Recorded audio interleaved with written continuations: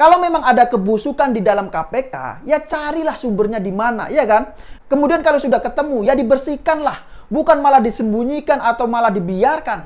Nah, menurut saya, kalau sekarang kemudian YP, NB, dan 50 orang lebih anggota pegawai KPK yang dipecat, ya bisa jadi ini akibat dari perilaku mereka sendiri. Benar nggak?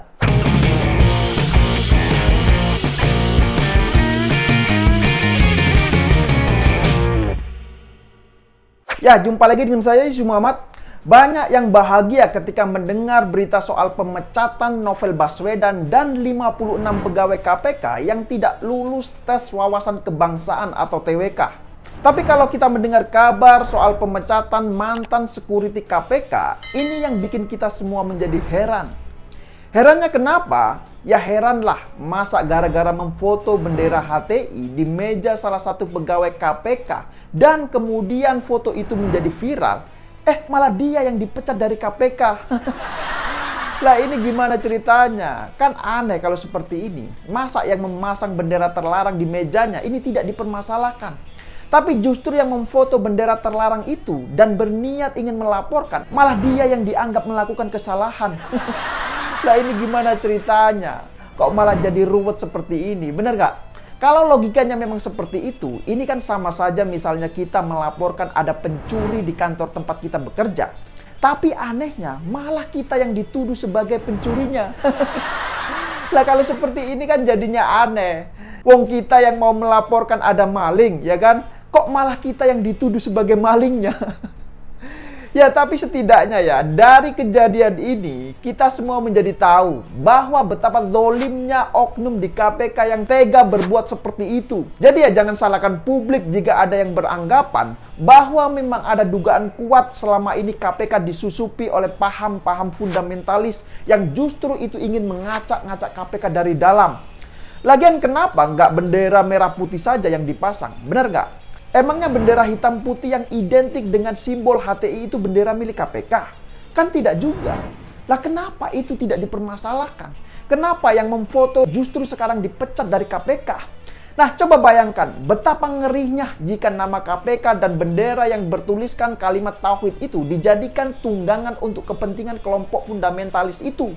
Bisa saja mereka ini membuat framing. Yang pertama, siapapun nanti yang menentang kelompok mereka, maka dia akan dituding sebagai anti-Islam. Begitu misalnya. Kemudian framing yang kedua, siapapun yang akan menentang mereka, maka bisa juga dia akan dituding sebagai pro terhadap koruptor atau musuh pemberantasan korupsi.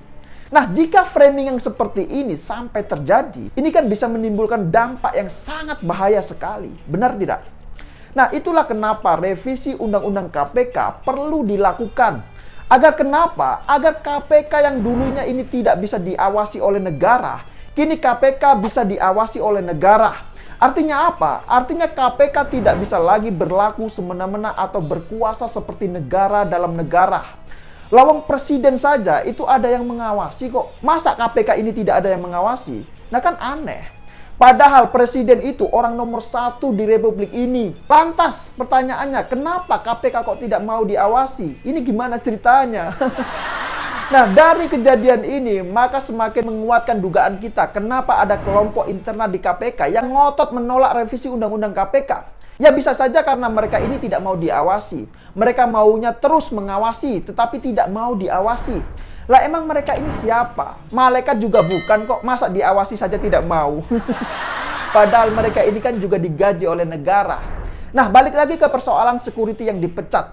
Jadi ceritanya itu begini, security yang memfoto bendera identik dengan organisasi HTI di meja salah satu pegawai KPK, dia ini bernama Iwan Ismail. Dia adalah anggota Banser dan juga mantan pengurus PAC GP Ansor sejak tahun 2017. Nah, sampai sekarang dia masih tercatat sebagai anggota Banser. Jadi begini, melalui surat terbukanya yang saya baca, Iwan Ismail ini dipaksa mengundurkan diri dari KPK pada tahun 2019 lalu. Dia dipaksa mundur karena telah memfoto bendera yang identik dengan organisasi terlarang tersebut di salah satu meja pegawai Komisi Pemberantasan Korupsi atau KPK. Nah, karena bendera yang difoto itu viral tanpa sengaja, Iwan Ismail ini kemudian dipanggil. diperiksa dan di BAP oleh pengawas internal KPK pada saat itu. Bahkan dia juga mengaku sampai dipanggil 2 kali oleh Badan Pengawas Internal KPK. Nah, setelah ada musyawarah di DPP KPK yang dihadiri oleh pengawas internal KPK dan juga wadah pegawai KPK, Iwan Ismail ini kemudian dinyatakan telah melakukan pelanggaran berat. Karena menurut mereka, yang dilakukan Iwan Ismail tersebut berdampak dalam ketok palu Undang-Undang KPK yang baru yang disahkan oleh DPR pada tanggal 17 September 2019 lalu. Jadi, Undang-Undang KPK yang baru ini menggantikan Undang-Undang KPK yang lama, yaitu Undang-Undang KPK nomor 30 tahun 2002. Kita tahu bahwa Undang-Undang KPK yang baru ini sebelumnya ditentang keras oleh Novel Baswedan dan kawan-kawannya. Ya mungkin karena mereka ini sudah merasa terlalu nyaman dengan Undang-Undang KPK yang lama. Jadi ya wajar saja kemudian mereka ini menolak Undang-Undang KPK yang baru. Nah, ada yang menarik untuk dibahas terkait penggalan surat terbuka yang disampaikan oleh Iwan Ismail. Dalam surat terbukanya, dia menyatakan sejumlah nama namun dengan inisial YP dan NB. Katanya, kenapa Pak YP Ketua WP KPK setelah beres musyawarah DPP sambil memeluk saya seraya berbisik mengucapkan permohonan maaf serta menyampaikan ada salam permohonan maaf dari Pak NB. Ada apa dengan pesan itu semua? Apakah selama ini yang melaporkan balik itu adalah Pak YP dan NB? Begitu penggalan kalimat dalam surat terbuka yang ditulis oleh Iwan Ismail, mantan pegawai KPK yang dipecat karena telah memfoto bendera yang identik dengan organisasi terlarang HTI. Nah, perlu diketahui bahwa data kepengurusan wadah pegawai KPK periode 2018-2019, ketuanya itu adalah Yudi Purnomo atau YP. Yang mana dia sekarang juga dipecat dari KPK karena tidak lolos tes wawasan kebangsaan atau TWK. Nah, sekarang pertanyaannya, siapakah inisial NB yang dimaksud oleh Iwan Ismail? Apakah Novel Baswedan? Mungkin penonton di channel 2045 TV ini ada yang tahu? Ya silakan berikan komentar di bawah. Ya sekedar info saja bahwa Novel Baswedan sebelumnya juga pernah menjabat sebagai Ketua Wadah Pegawai KPK. NB ini kemudian menyelesaikan jabatan sebagai Ketua WP KPK pada tahun 2018. Nah, mungkin ada yang bertanya, apa sih Wadah Pegawai KPK itu? Jadi WP KPK ini merupakan organisasi pegawai di KPK yang dibentuk berdasarkan PP nomor 63 tahun 2005. Nah, eksistensi WP KPK ini digunakan untuk menampung dan menyampaikan aspirasi kepada pimpinan KPK.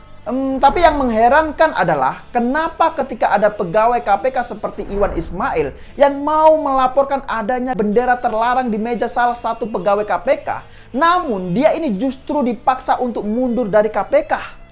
Apakah ini bukan yang namanya berani jujur pecat? Sesuai yang digembar-gemborkan oleh Novel Baswedan dan 56 anggota pegawai KPK yang tidak lolos tes wawasan kebangsaan.